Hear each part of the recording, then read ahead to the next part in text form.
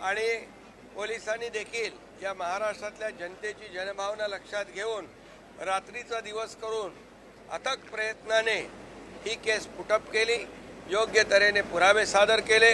कुठेही गुन्हेगाराला सुटण्याची संधी मिळाली नाही अशा प्रकारचं वक्तव्य न्यायाधीशांनी देखील दिलं।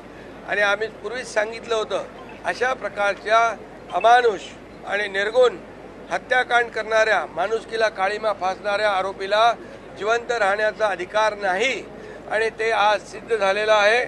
आणि म्हणून मी न्यायाधीशांचं अभिनंदन करतो। यामध्ये सरकारी वकील असतील, पोलिसांचे कलेक्टिव्ह एफर्ट्स आहेत, या संदर्भामध्ये ज्यांनी सहकार्य केलं त्या सर्वांचं मनापासून अभिनंदन केलं पाहिजे। कारण ही केस अतिशय दुर्मिळातली दुर्मिळ होती आणि म्हणून या महाराष्ट्रामध्ये एक मेसेज जाणं गरजेचं होतं की काही केलं तरी चालणार नाही, फासावर लटकवावं लागेल। आणि म्हणून या नसरापूरच्या पीडितेच्या परिवाराला देखील या न्यायामुळे निश्चितपणे एक दिलासा, एक न्याय मिळाल्याची भावना, महाराष्ट्रातल्या मुलीबाळींच्या पालकांना देखील एक दिलासा या माध्यमातून मिळालेला आहे। मी पुन्हा एकदा न्यायदेवतेला धन्यवाद देतो आणि सगळ्यांचं अभिनंदन मनापासून करतो। पीडितेच्या कुटुंबियांना तुम्ही देखील स्वतः भेटला होता, त्यांना पीडितेच्या कुटुंबियांना तुम्ही देखील स्वतः भेटला होता, संबंधित अधिकाऱ्यांना देखील तुम्ही पीडितेच्या कुटुंबियांना देखील मी भेटलो होतो। त्यांनी देखील अपेक्षा व्यक्त केली होती की आमची मुलगी तर नाही आहे, परंतु इतर मुली ज्या आहेत त्यांना देखील अशा प्रकारचा अन्याय होऊ नये त्यांच्यावर, यासाठी कठोर पावलं उचलण्याची आवश्यकता आहे। आणि त्याच वेळेस पोलीस SP DG संबंधित जे काही टीम तयार केली होती गृह विभागाने मुख्यमंत्री महोदयांच्या मार्गदर्शनाखाली, त्याच्या सातत्याने आम्ही संपर्कामध्ये होतो आणि पोलिसांनी देखील अतिशय चांगलं काम केलं। आणि म्हणून एक पोलिसांनी या केसमध्ये कमी वेळामध्ये चार्जशीट फाईल करून सगळ्या प्रकारचे पुरावे या ठिकाणी सादर केले।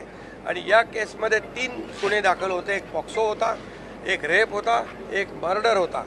न्यायाधीशांनी तिन्ही गुन्ह्यांमध्ये आरोपीला पॉक्सोला पण फाशी, हत्येला पण फाशी आणि रेपला पण फाशी, त्यामुळे याला तात्काळ फाशी होईल आणि एक सामाजिक मेसेज या गुन्हेगारांमध्ये जाईल। यहाँ पर नसरापुर हत्याकांड जो हुआ था, उस केस में कोर्ट ने आरोपी को सजाए मौत सुनाई है और इसलिए मैं कोर्ट का धन्यवाद अदा करता हूँ, कोर्ट का अभिनंदन करता हूँ।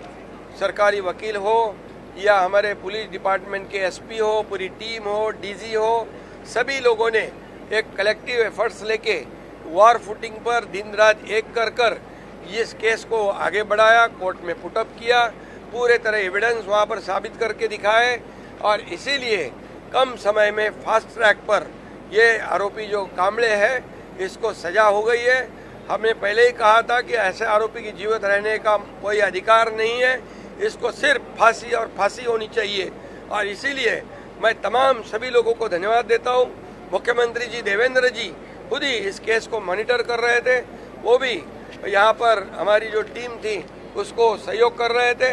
होम डिपार्टमेंट का भी इसमें धन्यवाद उनको देना चाहिए, क्योंकि ये एक बेंचमार्क डिसीजन है।